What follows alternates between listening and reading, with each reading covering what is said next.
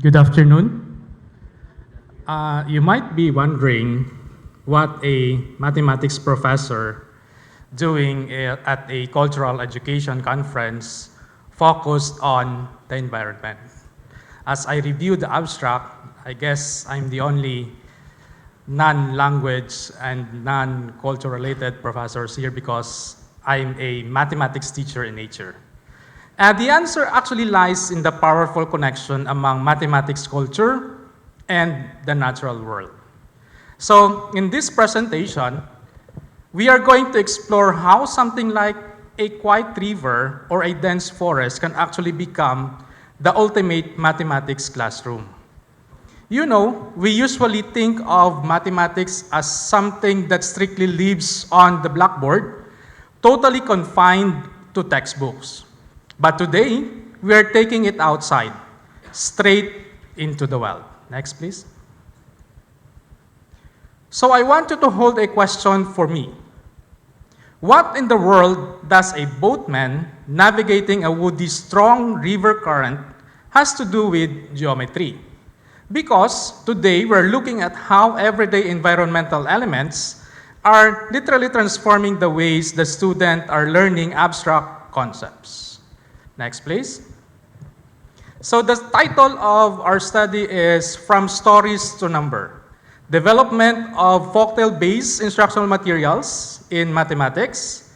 Again, I am Roberto G. Sagge Jr. and I am from West Visayas State University. Next, please. Section 1, the math engagement gap.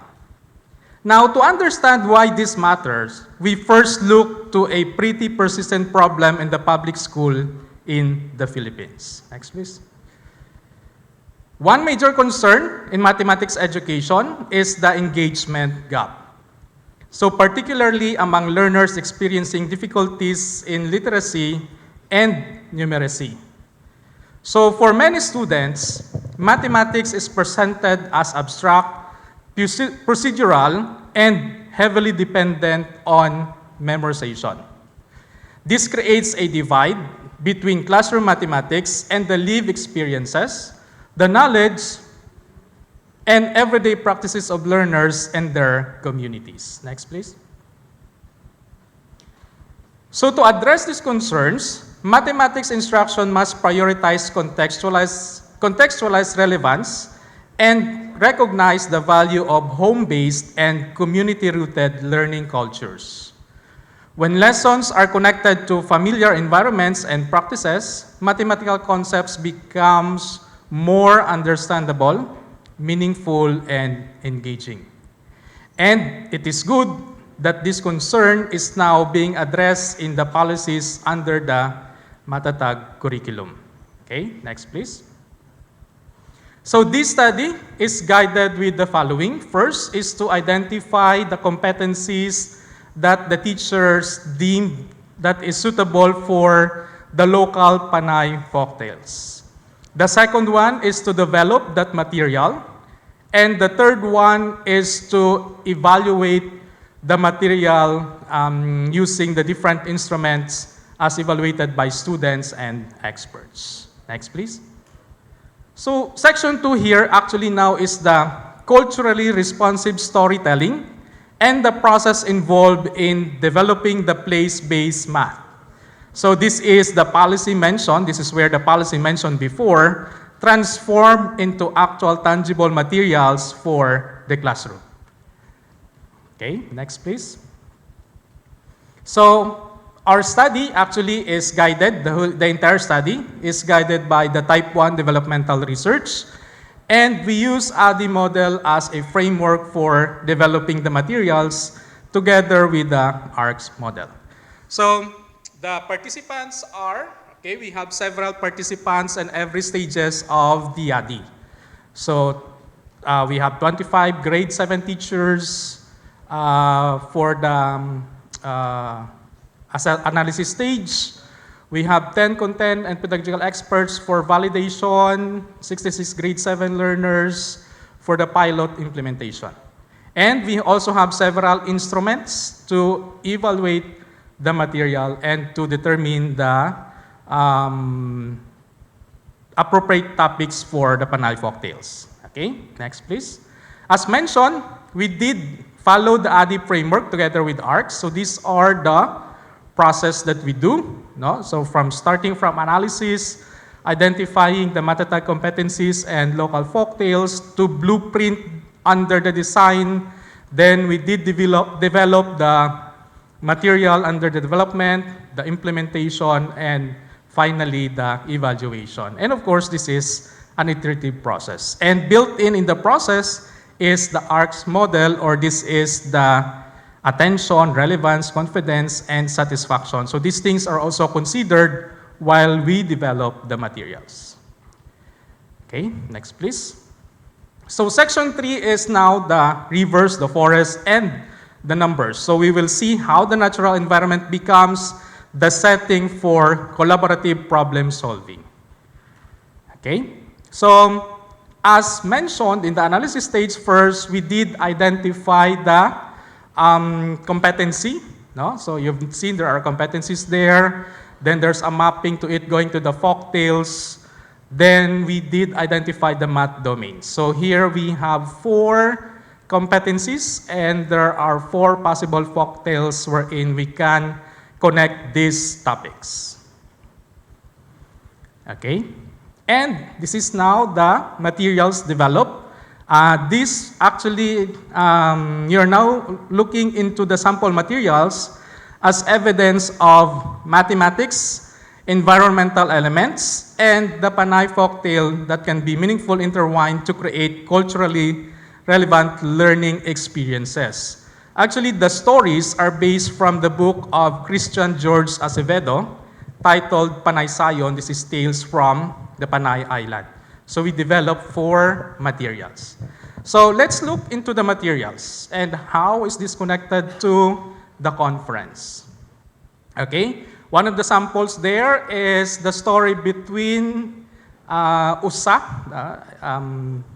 That's between Usa kag ang taklong. If you're familiar with the taklong, it's a snail.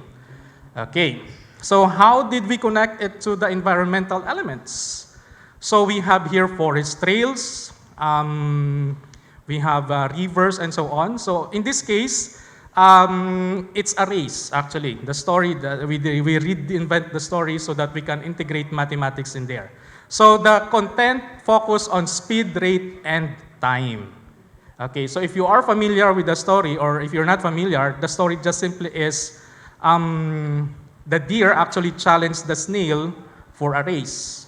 And of course, the snail is, he's very witty. What he did is he talked among his snail friends. And nagkakuntsaba sila. What they did is every part of the racetrack, there are actually snails. So the deer actually does not know that kinausap ng snail yung mga friends niya. Until such time that every time that he ran, actually, sige, next please. I'm just giving parts kasi it's the whole storybook is around mga 15 to 20 pages. So the story there is that, of course, the snail is very clever. The deer thinks he can outrun the snail. So, pero of course, the snail is wiser. So eventually, the deer actually felt exhausted and he passed out. And of course, the snail won the race. Another story there, we have there Magbaruto. Okay, next please. This now focus on shapes and figures. So there are actually problems built in there. This time it has something to do with the rivers, the currents, and so on. Okay, so there's a geometry problem a while ago posted. So parang how can we do that now? So this is the answer. So we have here a boatman. You're given a problem. You're given this information. Then on the next slide, this is where the question has to do with mathematics. Okay, another example there is the monkey and the butterfly.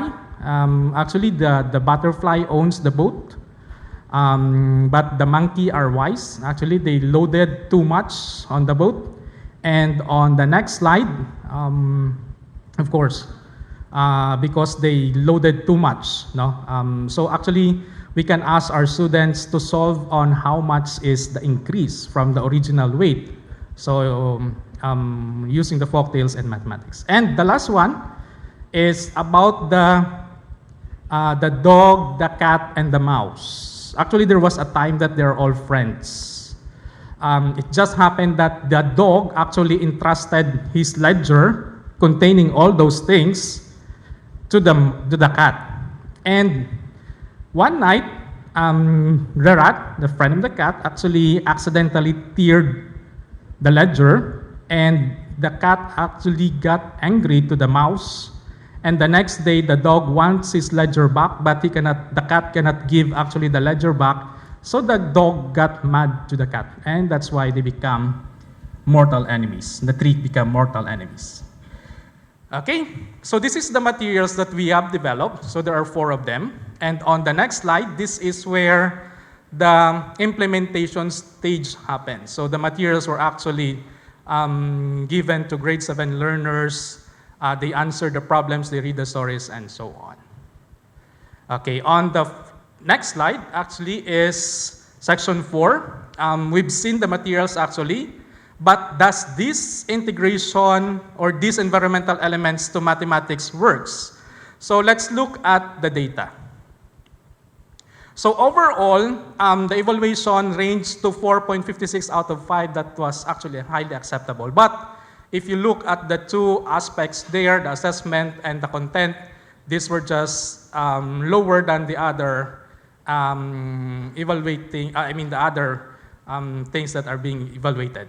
So on the next slide, you will see there that because ADDIE is an iterative process, there's a refinement that happen, especially to those aspects which has low, or not low, but the lowest actually of all the aspects being evaluated. So there's a feedback from the evaluator or from the evaluators and from the students, and of course those feedbacks were integrated in the finalization of the material. So next please. So what does our core insights here? So culturally relevant education is not about replacing rigorous mathematics with stories. It's about using stories as the cognitive bridge to abstract reasoning.